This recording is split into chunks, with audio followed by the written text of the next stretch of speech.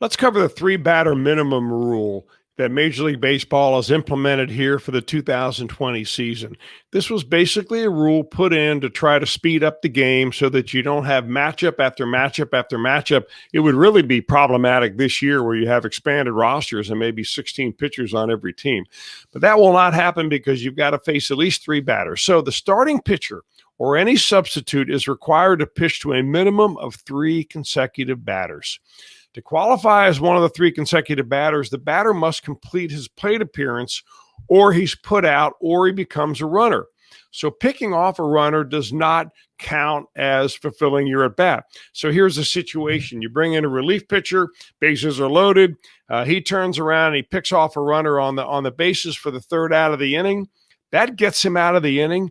But if he goes back out there the next inning to start, he must face three batters, not two, because the out that he got on a pickoff doesn't count. If the improper pitcher is permitted to pitch, then any play that results is legal. So say, for instance, that, they sneak a guy in there and they get him out before he actually faces three. Well, once he's permitted to pitch an official pitch, he's now the official pitcher.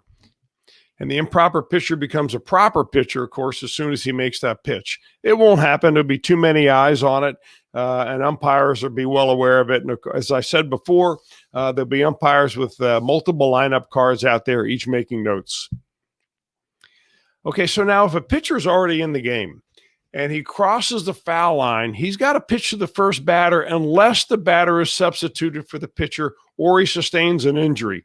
Here's a note on injuries. Anytime a pitcher or a manager tells the umpire, my pitcher's injured and he can't go on, the umpire is going to take him for his word. They're not going to be doctors on the spot out there, and they're not going to take the responsibility of trying to diagnose whether the guy's faking it or not.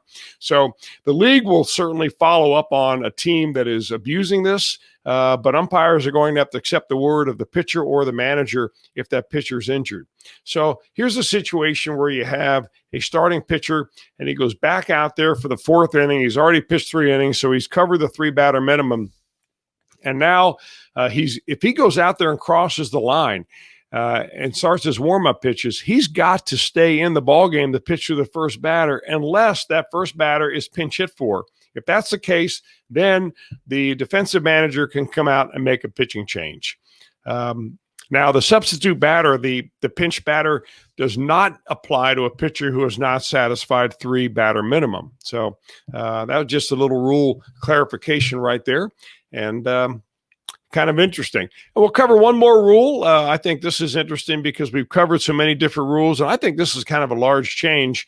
At least it takes some of the delay of game tactics out of there. There will be no more protests of games, period.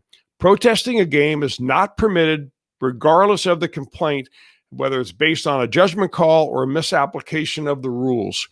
If you think about the last time that there was a successful protest, you've got to go all the way back to 1983. That was a George Brett pine tar game when, by the way, the umpires technically got it right because Brett's bat was in violation. But the league at that point ruled in favor of the Kansas City Royals and George Brett. And that home run, which was initially nullified by the umpires on the field, was allowed to count.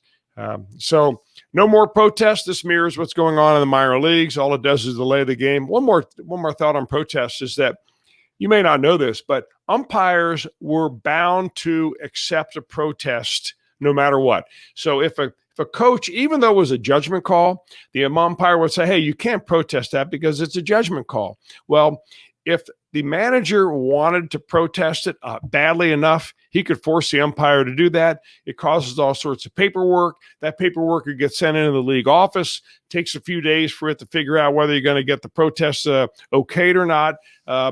Interesting, there was a little side note to that. If you remember back in the 2019 World Series with the Washington Nationals, the Trey Turner 45-foot interference play at first base, Davey Martinez wanted to protest that play. Well, in the postseason, there is no protest because you have officials basically at the field to be able to make that decision.